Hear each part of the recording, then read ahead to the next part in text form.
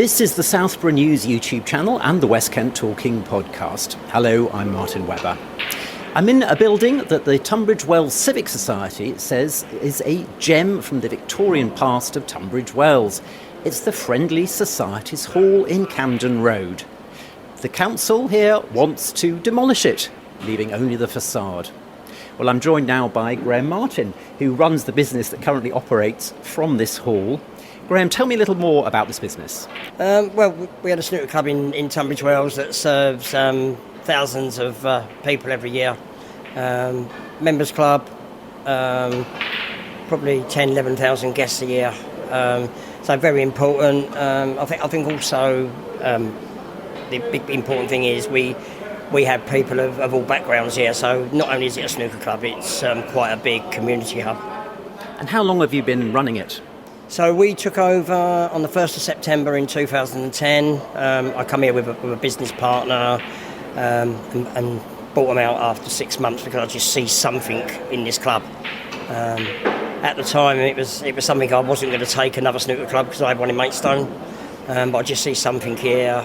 I then got my son to finish his job off so he could come and run it for me because we had numerous pubs at the time, and Liam is now co-owner with me, along with my daughter Lauren, who runs the bar, and she runs events, and my wife just overlooks things like women do.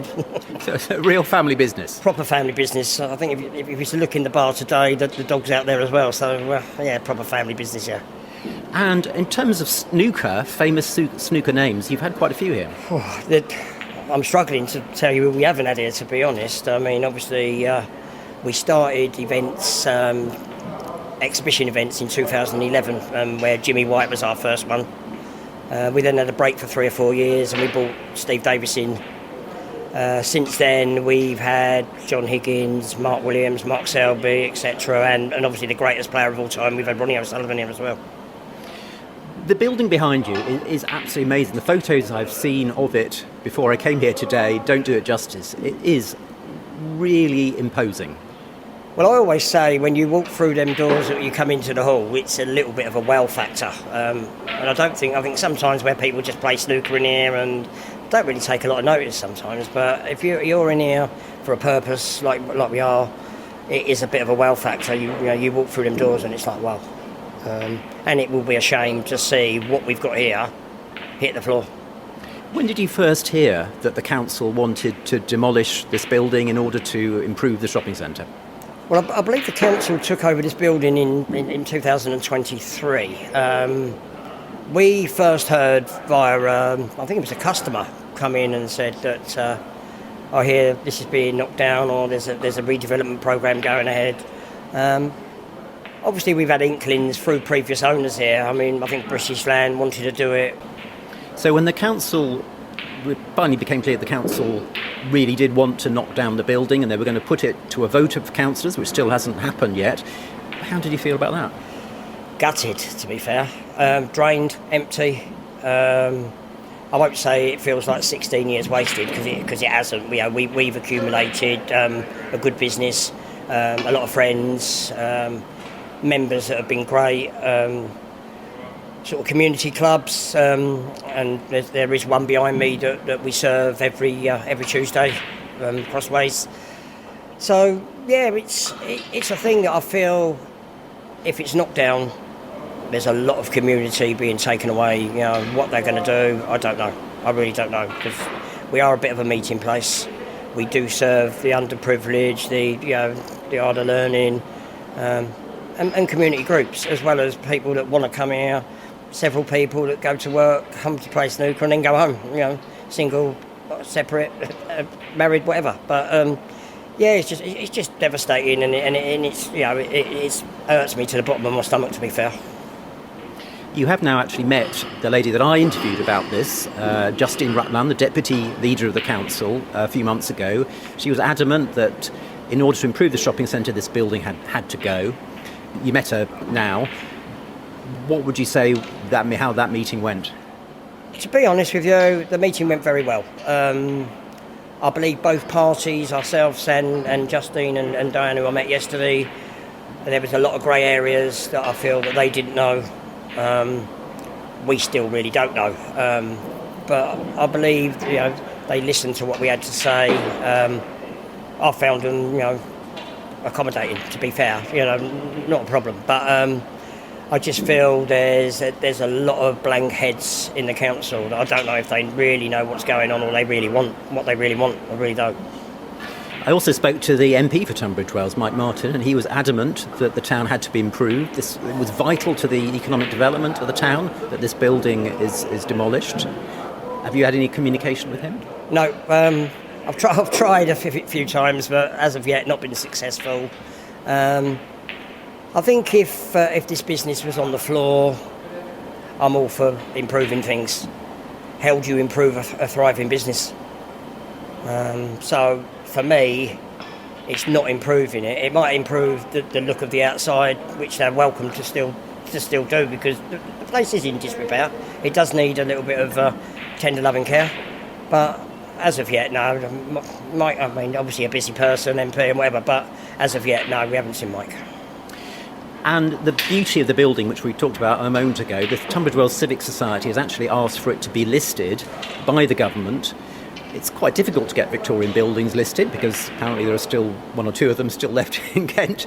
And so it's an outside chance. But how did you feel when you heard the Civic Society were effectively on your side and trying to preserve the building? Well, in some respect, I'd like to think it gives you a new lease of life, but there's no guarantees whether it gets listed, whether it don't, that it guarantees our future anyway. But I just think, I just feel that, when you look behind me at the hall that we're in, it would be such a shame to not keep what we've got here, or even if there's, even if they take away and demolish some parts, are not like this. But they've got to keep the hall. They've got to keep a certain amount of this place. But what they say is they want to have a big wide entrance to the Royal Victoria Place Shopping Centre to attract more people into the innermost parts of it, and this stands in the way. Well, as I say, I'll go back to saying what I said like 2 minutes ago. We are a thriving business. Camden Road, I've seen so many people come and go in Camden Road in 16 years, from nightclubs to shops to whatever. We're still standing, and we're still standing tall of how we do. 432 members currently, 11,000 visitors a year minimum. So, there's some big projects been brought in, i.e. your Primarts and things like that. I get that. I get what they want to do. But I think, if we was all to do a general average of people that come in and out of every place, I think we'd be up there and thereabouts near the top. Obviously, the final decision will be made by a majority of councillors on Tunbridge Wells Borough Council.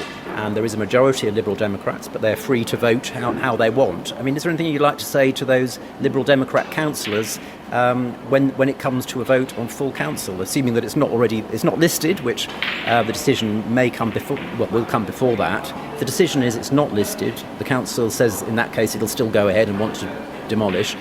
But the full council needs to approve it. So what would you say to maybe undecided Liberal Democrat councillors? Well, after speaking to Justine and Diane yesterday, I'm not sure if people do know what they want and what they don't want, to be perfectly honest with you. There's not a lot of clarity and a bit of clearness towards us anyway. So I would just say to them, please have another think. If we can get both, if we can keep this place and they can still go ahead with something maybe smaller or maybe, slightly different, please have a look at it. I'm hoping that obviously the Civic Society have done a lot of work, and I think they've done another set of plans that they've put forward to make it look like how it could look. Please have a look at it. That's all I'm asking. So that would deliver an improved entrance to the shopping centre, but without knocking down this building? Yeah, I think so. I think Camden Road, we know Camden Road, it's a hard street to trade in, and I still think we do as well as anyone. So, maybe have a little new look. Maybe let's do it. I mean, the roof on this place is, it's like having a shower some mornings when you come in, but, it's in disrepair. It does need looking at, but it definitely doesn't need knocking down. And I will say from the bottom of my heart, please have a rethink, because it is mine and my family's business. I'm joined now by Liam, who's a co-owner, and your dad was explaining that it's a family business. Yeah, it's family business. It's been family from the start. So I took over when I was 18. Left my job for my dad, as he said early in the interview. So yeah, I took it over with about 80 full-paying members at the time. So I come in with a bit of a younger head to try and revitalise the snooker club. And you have a real passion for snooker? Yeah, real passion for snooker. So I played pool at a good level for Kent and England. But snooker was always something that I wasn't quite good enough at, but I love playing it. So yeah, there's a passion for snooker as well. It's always been part of me, playing in the pubs and snooker clubs all my life from a young age anyway, so it was great to have one. And what sort of groups come here? Tell us a bit more detail about that. Yeah, so the groups start from, as Dad mentioned early on in the interview, Crossways is a charity that we host every Tuesday, have done for probably 10 years now. They've come every week religiously. It helps them. We like to provide to the community. So yeah, that's one base. We had a few other council-based charities before COVID, but they sort of disintegrated just due to COVID. But since then, it was something after COVID we wanted to turn it into more of a social snooker club. So it was invited the wider range of the community to come in and have a look. And it ain't just a boring, dingy snooker club. It's a place where we can all come and enjoy and take all them moments outside in the real world away and just have a good time in there. Do you think you are open? I mean, looking around, it happens to be male today. I don't know whether that's a function of the charity that's here today. Do you have much of a male-female balance? We have around 40 female members now, so it was something that we wanted to do, was to encourage women to play. So we've got 3 or 4 women that play in our snooker leagues now. We have 2 or 3 women that play in the pool leagues, and we have around 15 to 20 women that socialise in the bar now. So yeah, it was something that was a part of us that we had to try and encourage everyone to come in, and not just women, families as well, children. We need the next generation to come through and to keep these places going. Pool, snooker, darts. How do you feel about the fact that, you know, lots of old Victorian buildings have fallen into disrepair, they're not suitable for anything, they're empty, and it's a real struggle to stop them being demolished? This one obviously isn't empty, it's being used. How do you feel about the fact the council still wants to demolish it? Yeah, like, the only one word I use, I'd be devastated. I've been here for 16 years, so half of my life. I've raised my children here, we lived on site, so to have the thought of losing the building itself, let alone the business that we've built and is thriving, yeah, the only word we could use is devastating, sad, disappointing. So we would just like them to listen to what we have and just to understand that what we bring to the town ain't just a snooker club, it is a community hub. It is a place for people to feel safe and wanted and welcome. So yeah, like I said, it would just be very disappointing if this was to happen. A lot of people will tell you one of the key problems in the borough is loneliness. Do you think you help alleviate that? Yeah, I believe we do. I believe we do have a lot of single men that come in, and some people come in and they are from all sorts of backgrounds, that lonely men that live on their own, go to work or go home, and we wanted to create an environment where you could go to work, come out and play snooker for a reasonable price. The membership that we have incorporates you to have cheaper rates, cheaper drinks, all the social entertainment that we have. So yeah, loneliness, we don't have no one that should be lonely in this club. The reason we created the leagues, the reason we've created these community hubs and the social leagues is so there's no one left on their own. We want anyone to come here and talk to us behind the bar or on the snooker table, on the pool table, the dartboard. Anyone's got a problem, it can be shared and hopefully sorted, and loneliness in this place is a no-go. Everyone's welcome. One of the points that Justine Rutland made was that she says that the town needs a cinema, a town centre cinema for young people to get together in an informal, spontaneous way. Wouldn't there be a great benefit from having a cinema here? Yeah, so it's a bit of a sticky situation. Cinemas, for me as a family, I have 3 children, 3 boys. It's an expensive day out to go to the cinema. If you do the whole thing, buy a film, popcorn and a drink for your children, it becomes £100, £120 day. So cinema is a big luxury. You can only have a cinema trip if you're fortunate enough or you've saved enough money to go to it. Whereas the places that we've got, or what we have here, you don't have to have hundreds of pounds to come out here on a night. An hour of snooker, a packet of crisps and a pint of beer, and you spent less than a tenner. And you've been here for a couple of hours during that evening. So the need for a cinema in the town, I don't think there is. We've got a big cinema in the industrial estate that is well used.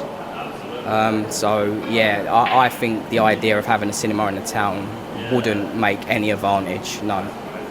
And this building, all the ornate cornicing behind you, is that something that sort of older people like me sort of look at admiringly, or do you think young people still appreciate it too? Yeah, I think it's both. I think it's both more so now. It used to be an older generation that looked at it, but we seem to get a lot more people that come off the street and come in here and go, wow, like, I can't believe we've never been here before, seeing the original designs, seeing the plaque outside, which I believe was Queen Victoria's sixth daughter that had opened the building back in 1870 or 1860, one or two. So yeah, I believe that a lot of people come here just to look sometimes. We do often get 2 or 3 visitors most days to come in just to have a look and realise what is behind them big red doors. So you've now met Justine Rutland, the Deputy Leader of the Council, who's behind the project. Do you think there's any hope, having met her? Yeah, so yesterday was a productive meeting. Still there's uncertainty, but it was nice to meet and them to have the time with us. It's our first communication with the council physically. I hope she just sees the project that we've created for the last 16 years, and especially since COVID. So since COVID, it's been the busiest we've ever been in the club's history.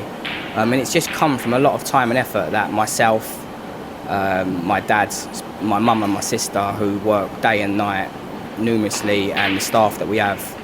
So hopefully she just sees the passion that goes into it.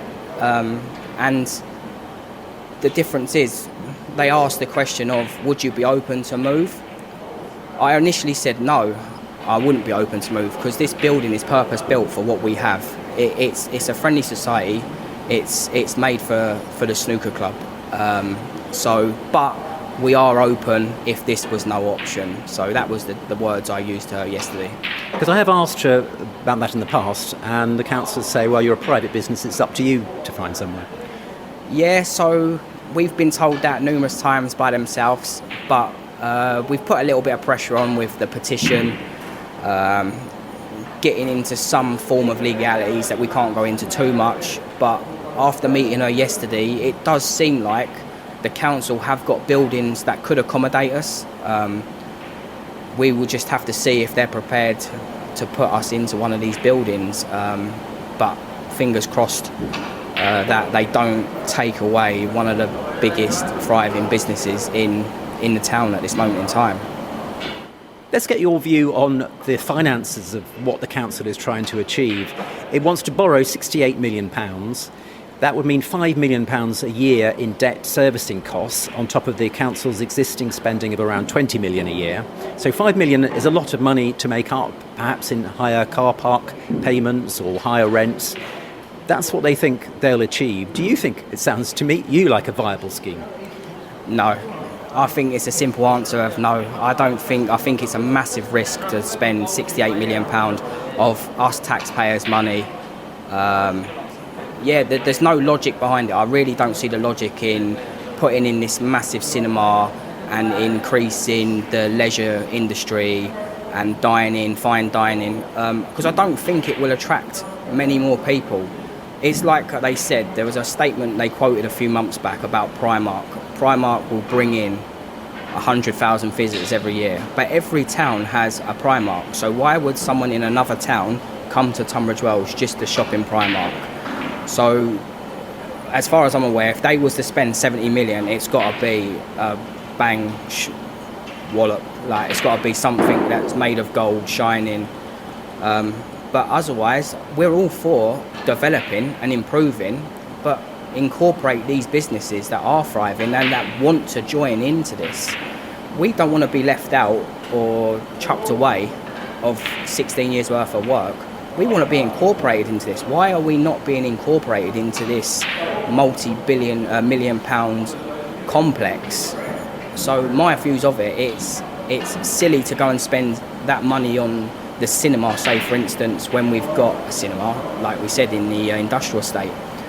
So yeah, we could revitalise this end of Camden Road and have some more leisure units, have some more restaurants and create some fine dining if that's what they want. But there's no reason why they have to take away what is already here as well. Why can't we be incorporated into this? So, of course, given the council wants to demolish the building, it's not currently spending anything on mending the roof and other things. No, so it's something we've fought for a long time, especially since the council have come here. There's all sorts of situations we have in this place of parts of the building falling down.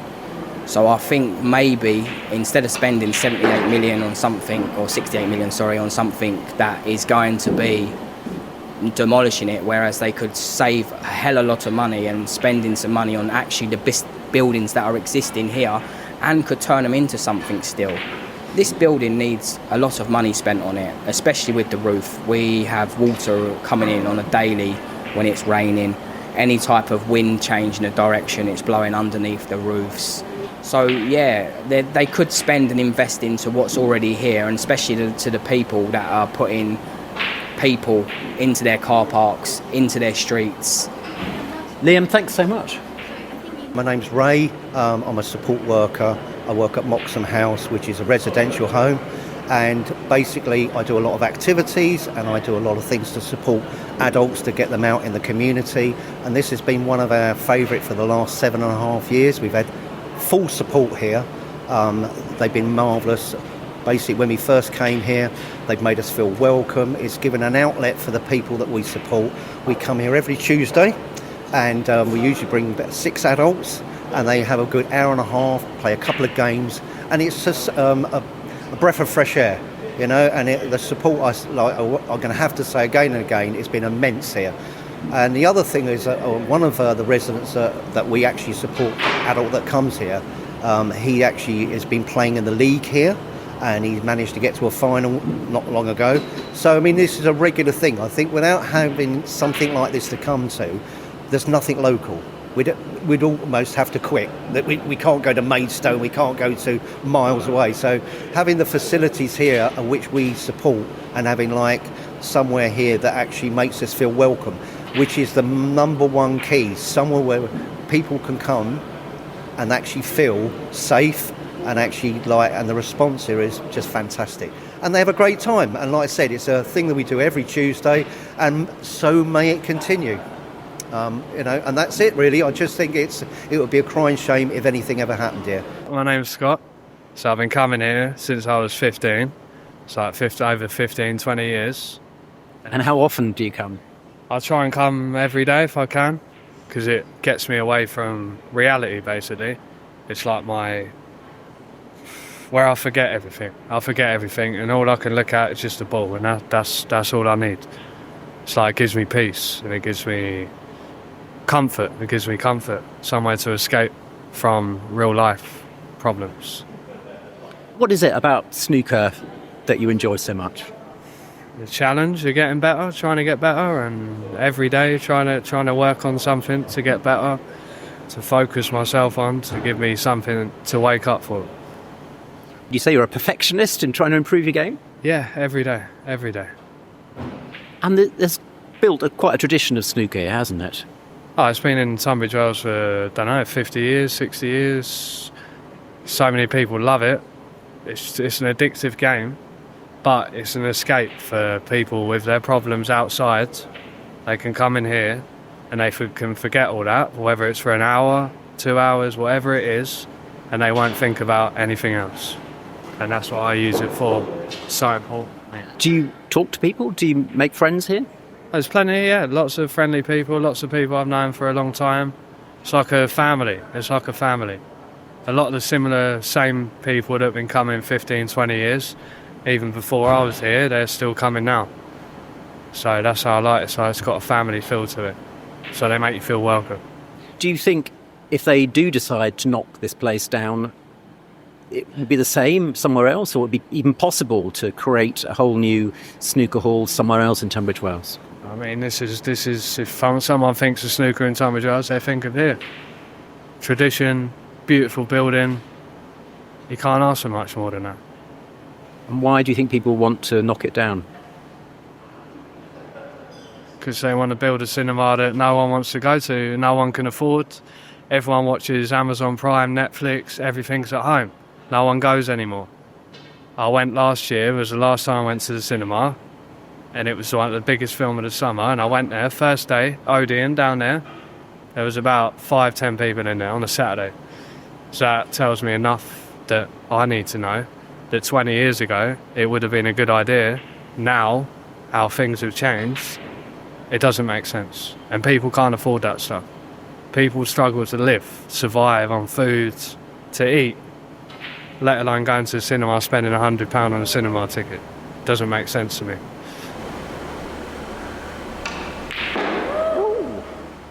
Let's remind ourselves now of some of the arguments for the demolition of the snooker hall put to me by leading Liberal Democrats in Tunbridge Wells earlier this year. Lots of town centres have cinemas, and we think it's really important to have a cinema in the town centre, partly because we have so many, families. We've got a lot of young people.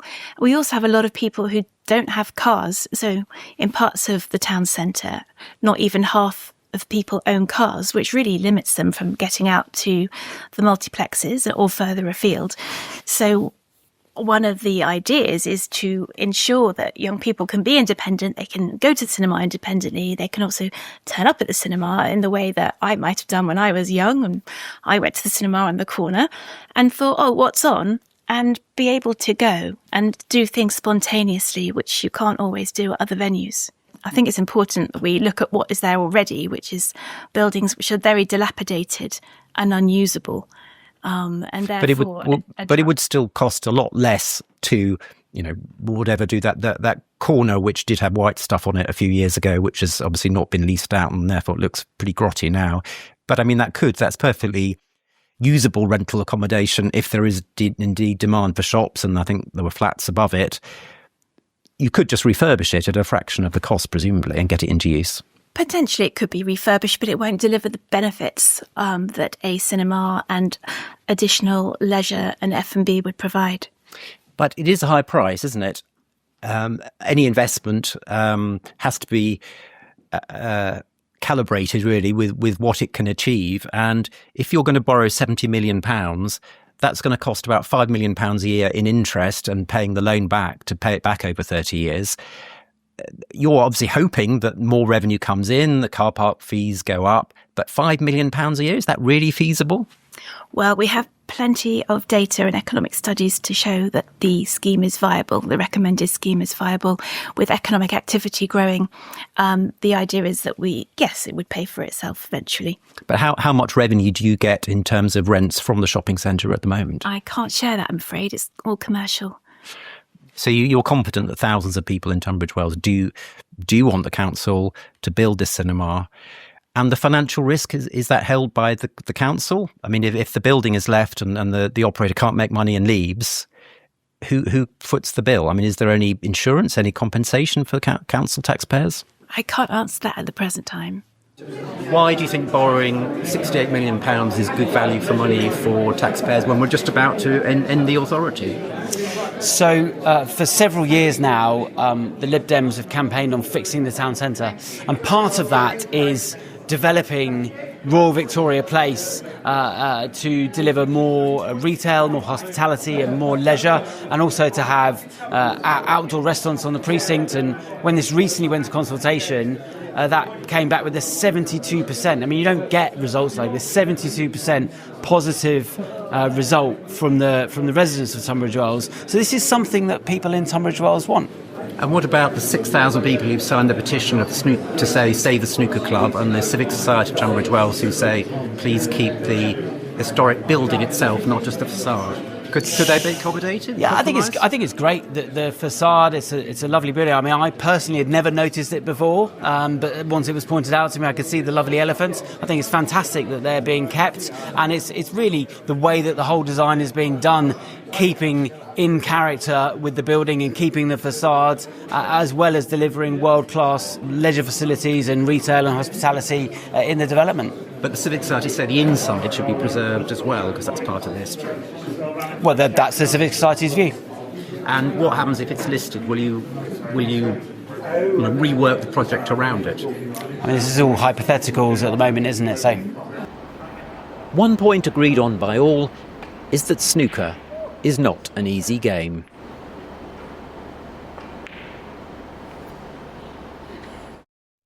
The government will decide soon on whether the snooker club should be listed and therefore saved from demolition. The Civic Society has put a detailed case for the Friendly Societies Hall to survive, based on its architecture and its role in the social history of the town.